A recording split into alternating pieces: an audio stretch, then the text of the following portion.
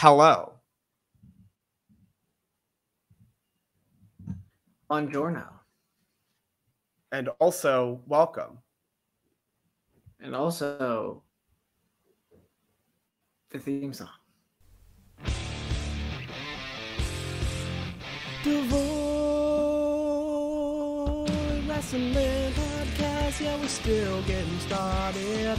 Watching old shows and ragging on them. It's Big Mike and it's Derrick, talking about freaking wrestling. We know how this whole thing goes. Sometimes we go to the shows. Get ready for the podcast, 'cause we're gonna get started now.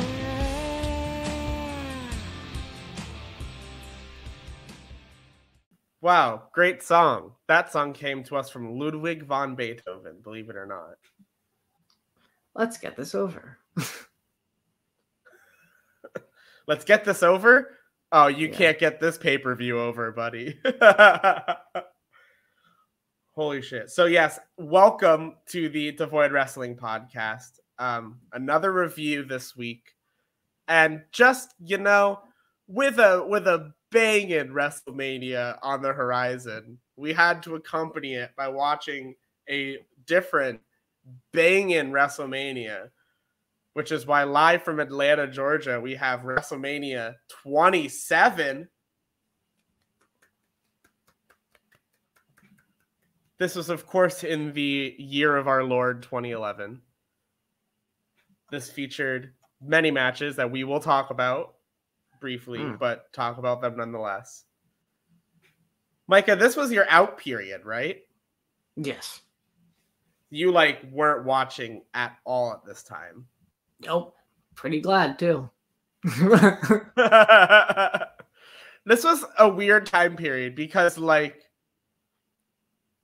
biggest thing in wrestling in the past year, there are two things in wrestling that were the biggest thing in wrestling in the past year in WWE, which was Shawn Michaels retiring and then all the Nexus stuff. But all the Nexus stuff was finished by the time this was over. Kind of technically, we'll get to that too. But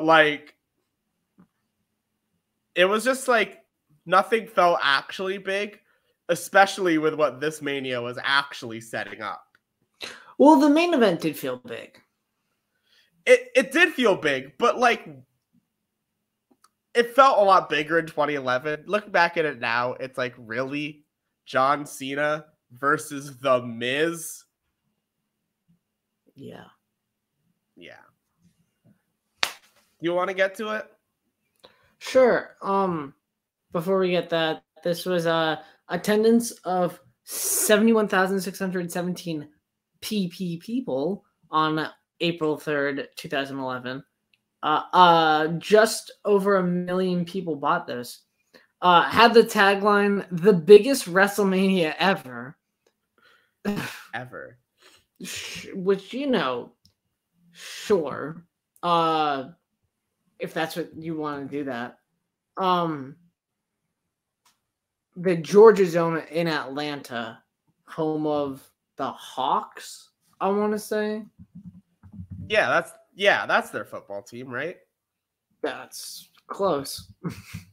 Oh wait, you're what's so the Hawks? close. The Hawks is basketball. Oh, then the football's the Falcons. I know that one. Haha. Yeah. I had to look this up. Around the same time, the competition was TNA. And the pay-per-view that they did around this time was Lockdown 2011. Derek, do you want to guess the main event of that? The main event of Lockdown? Yeah. Oh man, it was Sting versus somebody. No, it was Fortune defeating Immortal in a lethal lockdown match. Oh, right. Well, I mean, that is Sting versus somebody. It's just Sting and a lot of other people versus a lot of other people. It's Christopher Daniels, James Storm, Kazarian, Robert Roode defeating Abyss, Bully Ray, Matt Hardy, and Ric Flair. So Sting must have been defending the title then. Yeah, so Sting defeated Mr. Anderson and RVD in a steel cage match. There was right. Jeff Jarrett with Karen Jarrett defeating Kurt Angle in a Ultra Male Rules 2 out of 3 steel cage match. Huh? It's a 2 out of 3 falls match. So, but what was it called again? Ultra Male Rules. You said Jeff Jarrett was in this one, right? Yeah, he won. Yeah. Mickey James defeated Madison Rayne. Those are both people we saw live. Ink, 11 years later. Ink. Yep. Defeated the British Invasion, Crimson and Scott Steiner, and Eric Young and Orlando Jordan. Sure. Max Buck defeated Amazing Red, Brian Kendrick, Chris Sabin, Jay Lethal, Jeremy Book, and Robbie E. in an X-scape match. Oh, is that the red cage where you have to like climb out of the top of the cage? Derek, this was my out period, and I literally, that was the first time I've ever looked at that card. Well, this was also around the time in TNA of another infamous event, because March 2011, I believe, was when Victory Road took place. So a great period for wrestling overall. Yeah, but this started off with a question. Or more of a statement? More of a introspective, interrogative statement. I think it's a hypothetical, right? Because it's if you smell what The Rock is cooking. It's an introspective clause. It's the introspective clause. Yeah. That's like Santa Claus. Brother who went to college. Yeah. The Rock came out and he made fun of John Cena, which he had been doing for the past month and a half. As a child, I was like, oh my God, it's The Rock. It's John Cena. They're doing the thing. But it sure was just The Rock being like, haha, John Cena bad. Fruity Pebbles. Ha ha ha. Insert gay joke that I shouldn't be making. Literally. And then the first match happened, which is Edge versus Alberto Del Rio, which in historical context is a weird match. It's a very weird match. Yeah. This match, the thing is that he's not a bad wrestler. You can't all of his personal problems, he's not bad at wrestling. He's not an awful wrestler, I'll say that. I'm not saying he's Ric Flair or anything. But he's not very exciting in the ring. That's Del Rio's problem. The arm breaker isn't very the RKO you can hit out of nowhere. You're not hitting a cross arm breaker out of nowhere. Also, it's believable for Ronda Rousey's finishing move to be an arm bar. It makes sense when Becky Lynch does it. It didn't really click for me with Del Rio doing the ensakuri that he did was looked legit. That should have been his permanent finisher, the enziguri, the one he won the US title with from John Cena. The one that he won the WWE title with later this year. Yeah. That should have been his finisher. Not an arm bar, not whatever that fucking thing was, the corner. Jesus Christ. Derek and I talk about that a lot. It's the second worst move in wrestling because it makes no sense. After the 619. No, after the I will always say this. The worst move in wrestling, it's no. You know when there's an opponent laying on the ground and someone grabs their legs? The catapult. Stupidest fucking move in wrestling. It makes no sense. That's not how physics works. Do you really have convinced me that the Irish whip is bad? It's also a bad move for the same reason that the catapult's bad. That's not how science works. Well, you can throw a small child. Yeah, but the small child is not going to run and then have the wherewithal to turn around, hit their back to the ropes, and then continue running. Anyway. Yeah, it does make more sense with like the pack push you into the ropes when your back is to me. Anyways, there's also a match involved in this. Yeah, I'm pretty sure there was like Brodus Clay shit that was going on because NXT 0.0. NXT Negative 0.0. That was NXT 0.2 because it was season 2. But 0.1. That was beta. That was NXT in beta.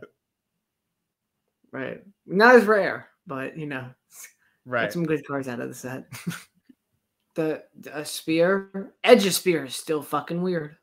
It's Edge has had a lot better finishing moves, and I actually honestly hope, because he hasn't wrestled yet in this new heel character, I hope he switches it up. As of time of recording.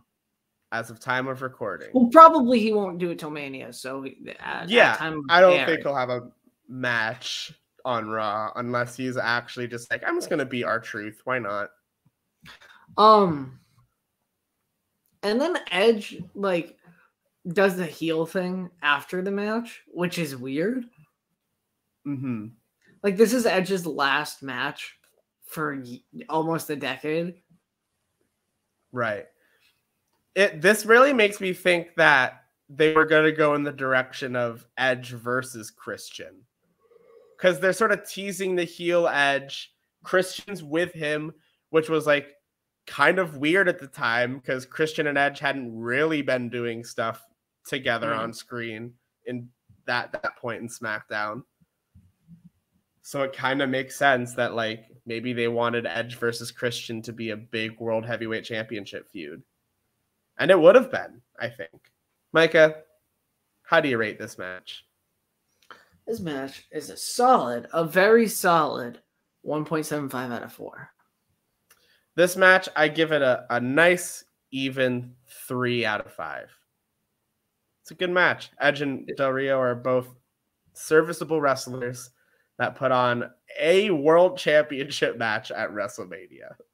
Mm-hmm. Next, we have Homelander versus Captain America. Yes, we have the rumored to be signed to WWE now, again, currently. No, Cody the Rhodes. dirt sheets lie. That's why I said rumored. The rumored to be signed.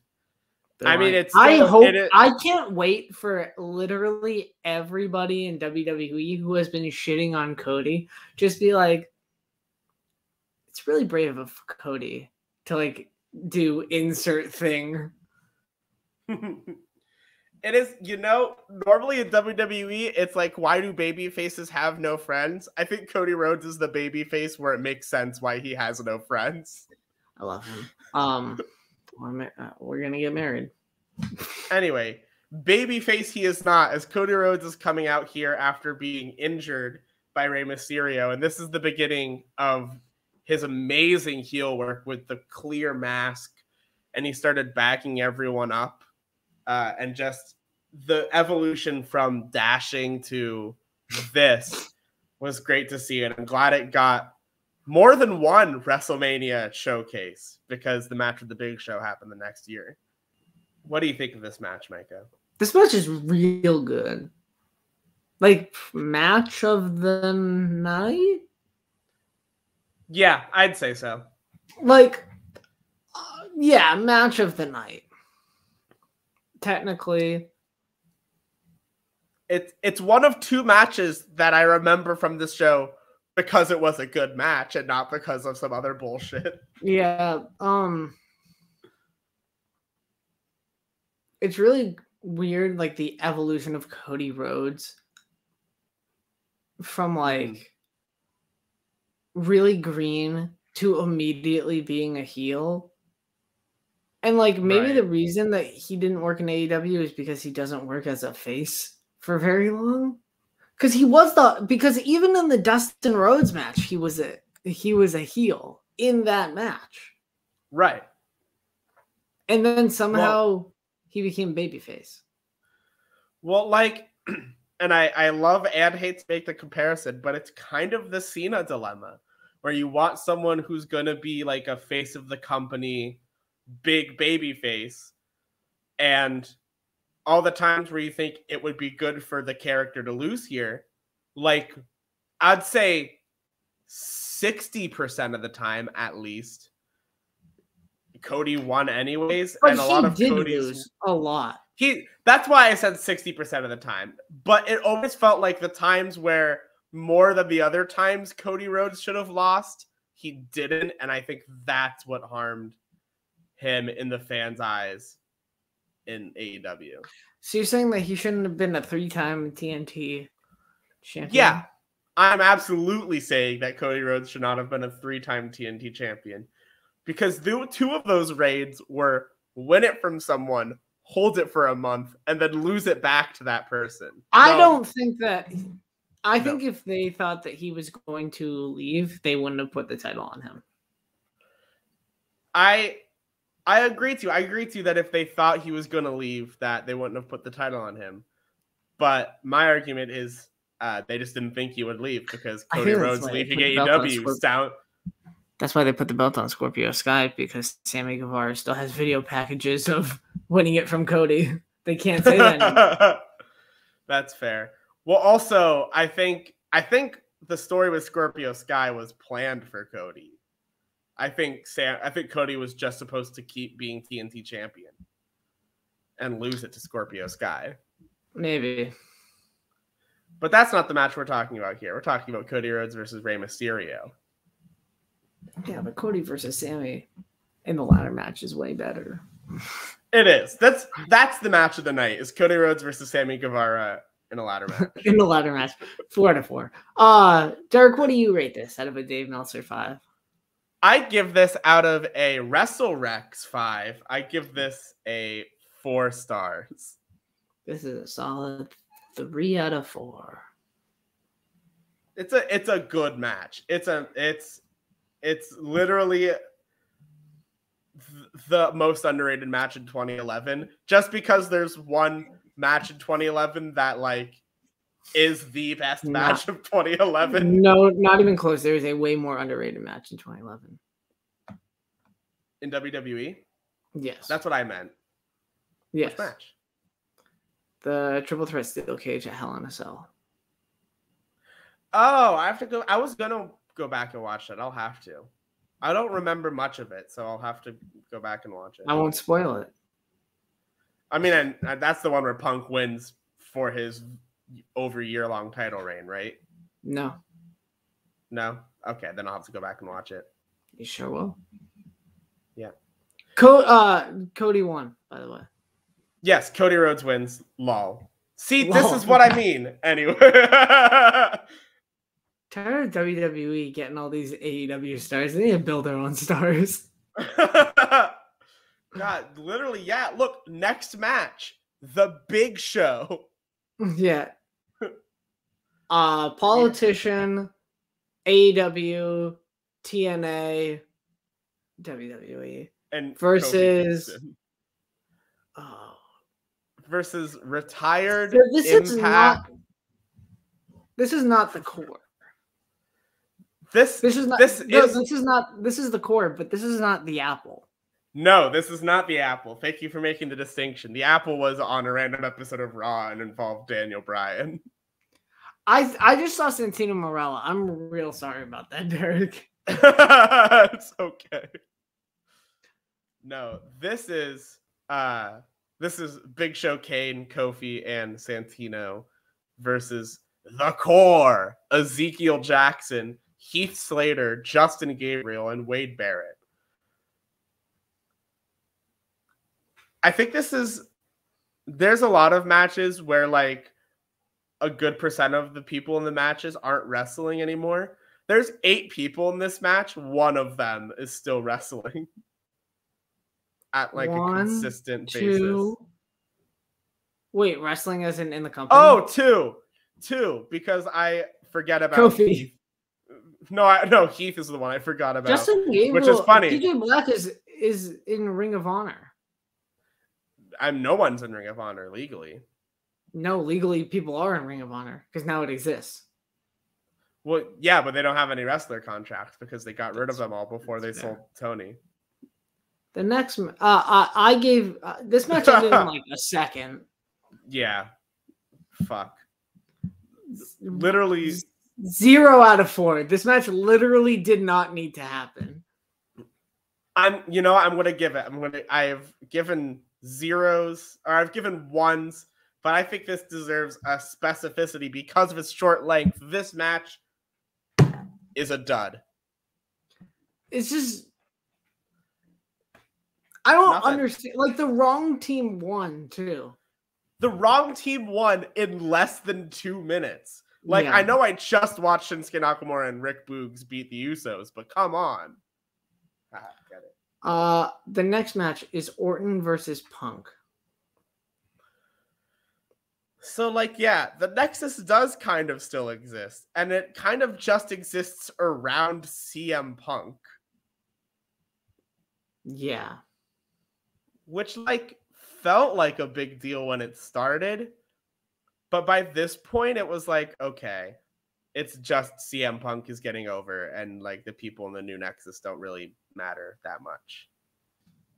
When I look back at Randy Orton's, like, when Randy Orton's character was, oh, he's a little crazy, like, I think I look back on it fonder than I do. For me, it came across cringe in this match when those moments did come up, especially with the finish where he's like, oh, I'm angry, I'm going to punt.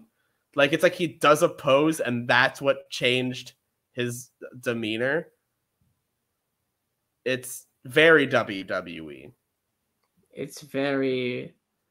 yeah, sure is very WWE, huh? Yeah, it sure fucking is. Jesus Christ. Micah, do you have any thoughts about CM Punk versus Randy Orton? They really tried to make the punt a thing. They really did. It was at this point, because in kayfabe, every time Orton punted someone, they were gone for a little bit. Yeah. I liked... It was interesting the way CM Punk sort of avoided the RKO and immediately, like, ran out of the ring as quick as he could. I can't think of any other important notes about Randy Orton versus CM Punk. Yeah. 1.5 out of 4. 2 out of 4. Whatever. 2 out of 4. Who cares? This match also gets a good, even, solid 3 out of 5. Inoffensive, but not bad. Mm-hmm. To contrast that, offensive and bad. Who wants to talk about this? Should I? Okay, actually, I do. I did have something I wanted to say about the beginning of this. Because this is... Michael Cole comes out, and he is a heel. And Michael Cole cuts what I believe to be the prototype of an MJF promo. Because something that hasn't really been seen in, like, modern wrestling until MJF came along and sort of brought it back was, like, very non-ashamedly just shitting on everyone around you. And while unbearable, Michael Cole comes out and just shits on everyone that he can see. And it's not good, but it did feel familiar having watched a lot of MJF recently. Am I crazy, Micah? Is that a crazy thing I just said? Yes, that is insane. Okay. Do you at least see where I'm coming from, or no? Yes. Okay.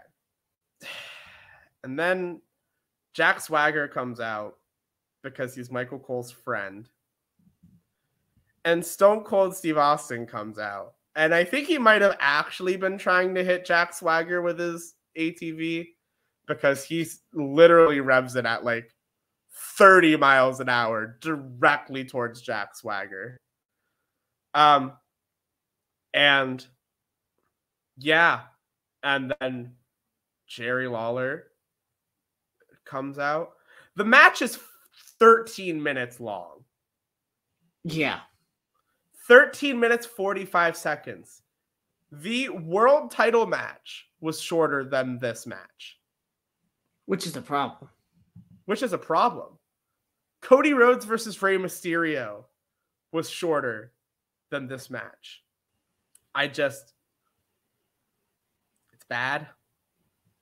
It's a whole match, right? So the match itself is bad. They do the finish. They do the finish. They do the celebrating. And then it gets worse because they decide, actually, what you just saw didn't happen. Michael Cole won the match. So, like, legally, in the record book, Michael Cole wins via disqualification. But it's just wrong. This is negative -3 out of 4. I gave my first ever dud. I think this is my first ever -5 stars. This match sucks. If I ever have to watch this WrestleMania again, I'm skipping that match. There's a good match after this. Finally, fuck. Yeah, finally, fuck. Finally, fuck. We get the working title of Suddenly Seymour. So we get the Streak, the Undertaker, the Last Outlaw taking on the Game, Triple H, who obviously comes out with a much too elaborate entrance for like before his theme song plays. It's kind of tame comparatively. It is, but do you ever notice how it's like he doesn't actually make his entrance to the cool entrance? He makes his entrance to the entranceway with the big entrance, and then it's just blackout. Triple H's music plays. Yeah, they both didn't enter to like the right theme either. Yeah, well, so like in Peacock, right? Because I haven't watched this pay-per-view in a while, but one of my favorite sort of hidden gem themes is Ain't No Grave by Johnny Cash, which is what The Undertaker comes out to here. Except on Peacock, it's dubbed over, so it's just The Undertaker's theme song. I have the DVD because I hate everything. And yeah, so Peacock ruined that moment of Johnny Cash. I was like, oh yeah, this is the one where he comes out to Johnny Cash. It's not on Peacock. No holds This match barred. is only notable because Triple H goes ham with chair shots. Yeah. Yeah, this match is like, this and End of an Era, I think were great ways to sort of hide that The Undertaker's ability in ring was like catching up with his age finally. Like, I think matches like these were a great way of hiding it. Insane that at part-timer status, the Triple H was taking that back body drop bump off of the table onto the ground. Yeah. That was kind of insane for me to see. Because, like, Triple H just wasn't really wrestling full-time anymore at this point. Let's see. We had this conversation the other day. I think their match at Mania 28 is better than this one. Not by a lot, but like, I know. It's weird watching them both in hindsight and watching the one you like not as much as the other one because you're like, this is great. I really should go and watch their other match though. That's how it feels for me though. How does it feel for you? It's weird because you're used to watching them like be good, but like they're both like working around limitations for whatever reason. And it's very like The Undertaker. This played into the story for the next match, but The Undertaker couldn't walk out of this match after it happened. He had to like be brought to the back. So it's always interesting how matches like no holds barred matches actually help older wrestlers because they don't have to do a bunch of like suplex spots. They can just sort of do weapon shots. But they certainly didn't do that. And this match certainly was half an hour long. Yeah, like most Triple H matches, this went on for 15 minutes too long. Yeah. Triple H, quite literally, I always think you can see so much of Triple H in NXT takeover matches because, like, in main event takeover matches, they went long, and usually for a good reason too. But you can see that in Triple H matches, they go really long. And Undertaker matches aren't known to go super quickly either, especially at WrestleMania.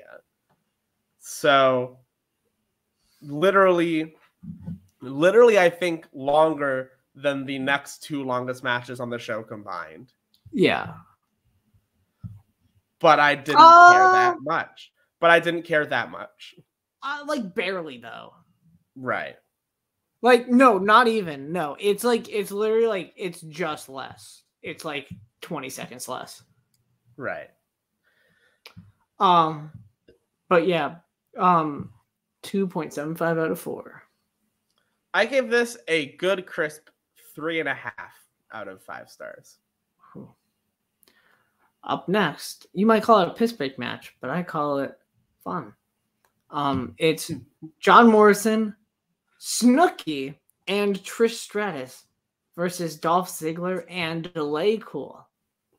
You thought Dolph Ziggler was doing weird shit now. 2011, he was all over the fucking place. So there was an interesting feeling that I had before this match because the last full pay-per-view I've watched through was AEW Revolution. And the 6-person tag match before the main event was one of the matches that I thought was going to be a piss break. It ended up being one of the best matches of the night. But to be fair, all of the matches were almost the best match of the night at Revolution. But so I was like, maybe this is going to be a hidden gem, an underrated classic, a surprising good performance from Snooki. I'm too hopeful all of the time. I'm too optimistic. This sucked. Hey, Snooki did that cartwheel thing, and that's pretty sick. Yeah. This was a segment that was called the match, honestly, just because of its length. Like, it was so short. And, like, yeah, it was Snooki.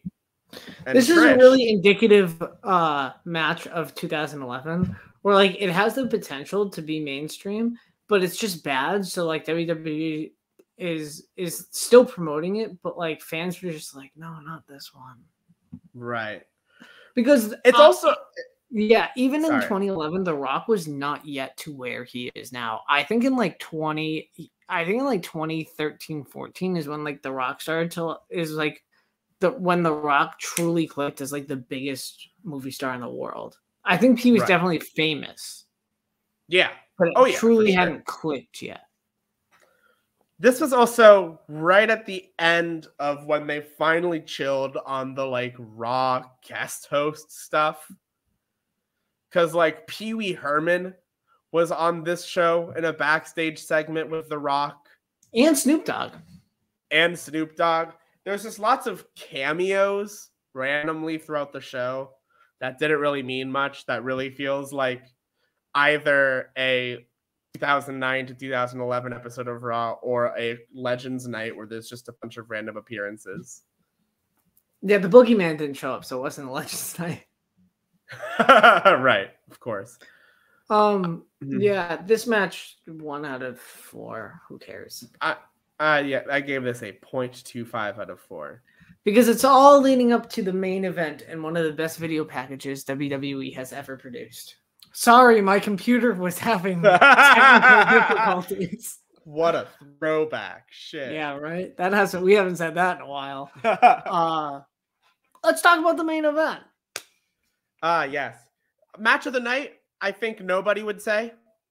Yeah, one person would say, and that's The Miz. That's probably fair. Do you think The Miz wouldn't like Cody Rhodes versus Rey Mysterio better?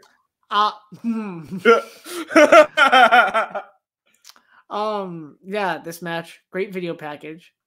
Amazing video package. One of the best of 2011. One of the best.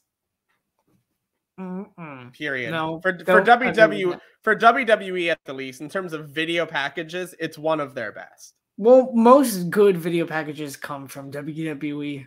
I mean, that's true. They are insanely good at them. It's the only thing that they have been consistently good at and have gotten better at. And it's like really obvious here when they had this amazing video package for John Cena versus The Miz. Yes. Well, they had one for John Cena and The Miz. Right. Because I think this might be the first time that they've actually like used religion in a video package, because they use that in the John Cena one and it's real weird. It's an interesting route to take when like this is the peak of them trying to PG up their product. Yeah, because like there's the gospel choir, then there's the John Cena video package that's like calling him Jesus.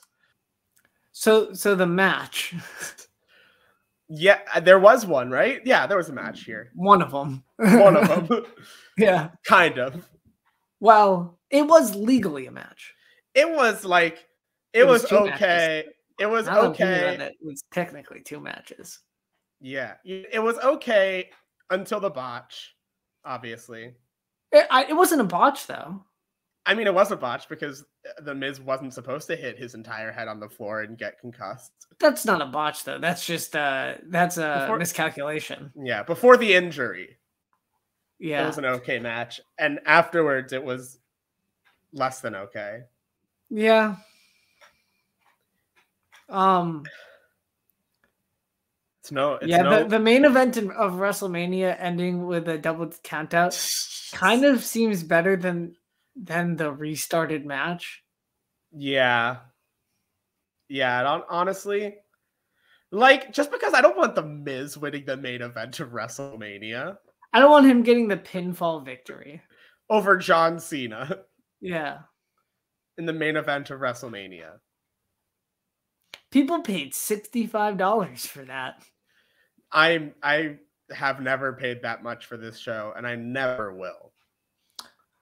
I feel bad paying for Peacock and then watching this show. I want my money back for WrestleMania 27. I feel bad buying a DVD. That came with the DVD I bought too. Like it was attached to, because I bought it at FYE. Oh, right. FYE is cool like that, I guess. I guess so. You know, this match was okay. It was no LT Bam Bam, but it was a good main event for WrestleMania. No. I mean, like, it's not the worst that WrestleMania's had. That's not saying a lot. And it's like certainly for what WWE had to work with at the time. I'd say this is bottom 5 worst. It's still not terrible, which is important to know. It's not terrible. But if people can shit on the Revolution 2021 finish, then I can shit on this. Yeah, no, that's this was planned. Yeah. This is how it was supposed to happen. At least AEW has the excuse of like, that's not how it was supposed to go. This is what was supposed to happen. This was WWE's plan. Yeah. 1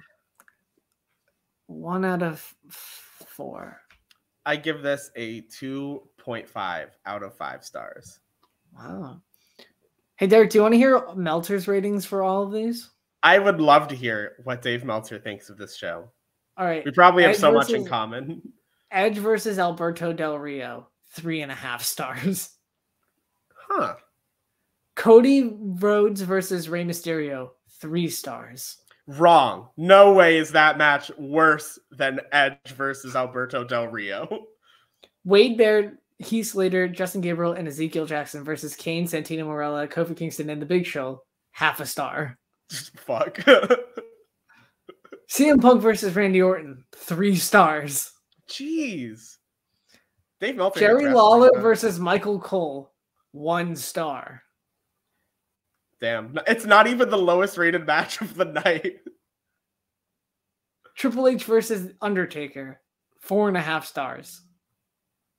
Damn. Gee, it got that high of a rating? Shit. Right?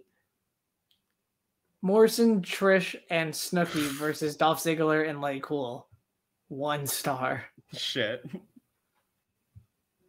John Cena versus The Miz. 1.25 star. My God. That's the main event of WrestleMania. Is that the lowest rated main event of WrestleMania, or is Hogan Yokozuna rated worse? I don't know. If you know, let us know in the comments. That's another show. There was a double count out because John Cena clotheslined The Miz over the barricade. Double count out. The Rock comes out, says, restarts the match with no DQs. Then rock bottom is John Cena for The Miz to pin. There you go. Now, God, you love when the WrestleMania main event sets up another pay-per-view and another one and another. Sets up 2.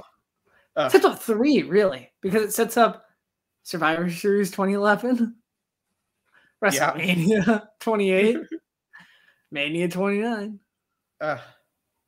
Christ. Also sets up Raw 1000. Can I say, long-term storytelling? I will say this right now, and I think this might be a hot take, because it was big at the time. The Rock Cena rivalry sucks. I said it. The Rock Cena rivalry sucks. It is so PG, it hurts. It is just ridiculously cringe, honestly, because the word Fruity Pebbles is said about 1 million times. There was that whole thing with The Rock. Kung Pao, bitch. Kung Pao. There was the thing where The Rock was at his house and there were like kids in John Cena merch. Yeah. Yeah. It's only notable because it's The Rock and John Cena. Every actual part of it isn't great. Except for maybe 28's the good match, right?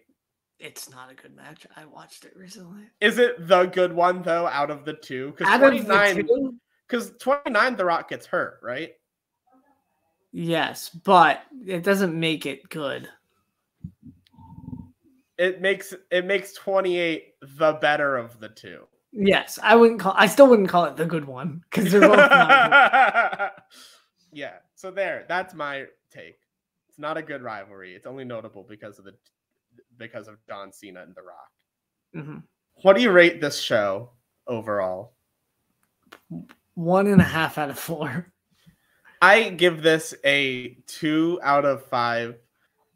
Let's end on a positive note, because talking about WrestleMania 27 is fucking over. Mm-hmm.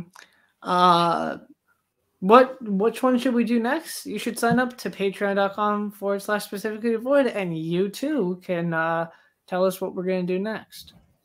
Please pick a good one. I'm begging you. Please pick a good one. Because if you don't, I won't. I will pick the worst one. I got one set up for next time. Oh, God. That Derrick doesn't know about yet. No, I don't. Dear God. Bye. I've been me and you've been you. Damn, that one was short. Bye. I love you.